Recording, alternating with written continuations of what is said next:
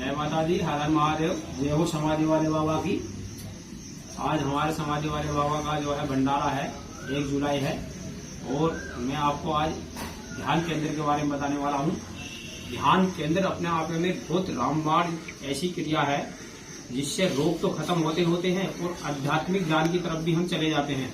हमारी उससे कुंडली जागृत हो जाती लगाते हैं या ओम के उच्चारण के साथ करते हैं तो ओम का जो वाइब्रेट होता है हमारी बॉडी से नेगेटिव एनर्जी को बाहर कर देता है और पॉजिटिव एनर्जी भर देता है। जब भी हम ध्यान के अंदर करें, कोई आसन लगा लेते हैं। क्यों आसन क्यों लगाते हैं? हमारी धरती माता में गुरुत्व आकर्षण बल होता है, अपने अंदर खींचने की जो शक्ति होती है, जो ऊर्जा होती है।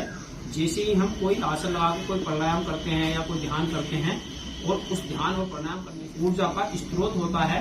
अगर हम कोई आसन नहीं लगाएंगे तो धरती माँ उसको अपनी तरफ खींच लेती है, तो उतना ही लाभ नहीं मिल पाता है।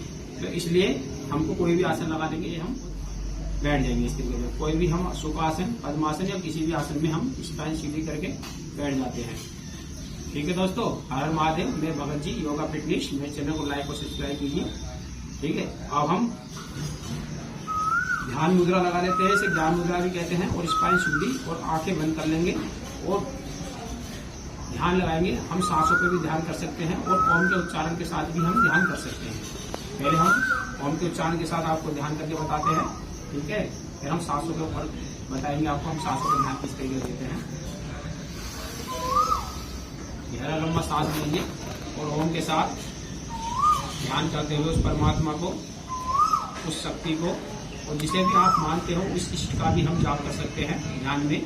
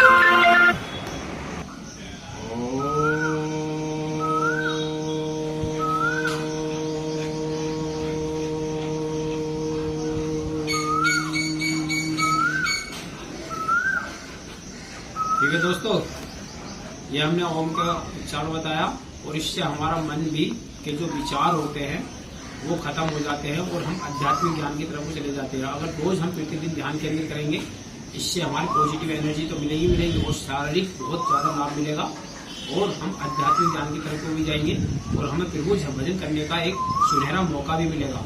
इसलिए सभी दोस्तों से हाथ जोड़ निवेदन है, ध्यान केंद्र तो आप रोज प्रतिदिन क्या करें, थोड़ा सा घूमने और फिर बैठ करके स्पाइन शुद्धि लाके तो ध्यान केंद्रित करें। ठीक है, अब मैं आपको बताता हूँ सांसों पे ध्यान। देखो, जैसे ही सांस बाहर आती है तो उस पर ध्यान करेंगे हम कि हमारी सांस कहाँ से कहाँ बाहर आ रही है। तो जैसे ही सांस अंदर जाएगा तो हम उस सांसों पे ध्यान देंगे बड़े इत्मीनान से और आंखें बंद करके सहजता से और सरलता से और बड़े शांत स्वभाव से। ठीक है, आंखें बंद कर लीजिए और सांसों पर ध्यान कीजिए। मन ही मन प्रभु पर ध्यान करते हैं या अपने इष्ट का ध्यान करते हैं।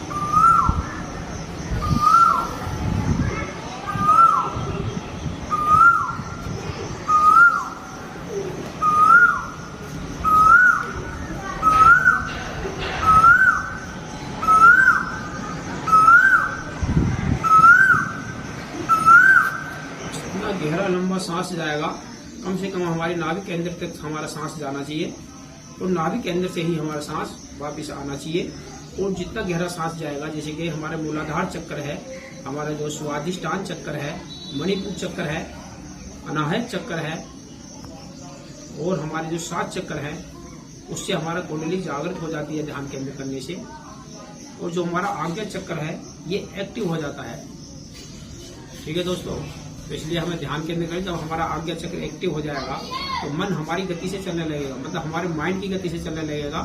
ध्यान केंद्र से इतने बहुत ज्यादा लाभ है। जो हमारा मन हमको विचलित करता है, इधर उधर भगाता है और मतलब गलत रास्ते पर ले जाता है हमारा मन, फिर ये मन हमारा शांत होकर के सही रास्ते पर चलेगा। अगर ये मन हमारे वश में हो जाएगा तो मन की गति को हम सरलता से अपने काबू में कर पाएंगे। और जो मन की गति है ये हमें भटकाता रहता है हर वक्त, और मन हमारी इंद्रियों पे सबसे ज्यादा भारी होता है। इसलिए मन को शांत करने के लिए ध्यान केंद्र बहुत ज्यादा जरूरी है। ठीक है दोस्तों, और आध्यात्मिक ज्ञान के लिए भी बहुत ज्यादा है, हमारा ध्यान केंद्र बहुत ज्यादा जरूरी है। इसलिए मेरे चैनल को लाइक और सब्सक्राइब कीजिए। मैं भगत जी योगा फिटनेस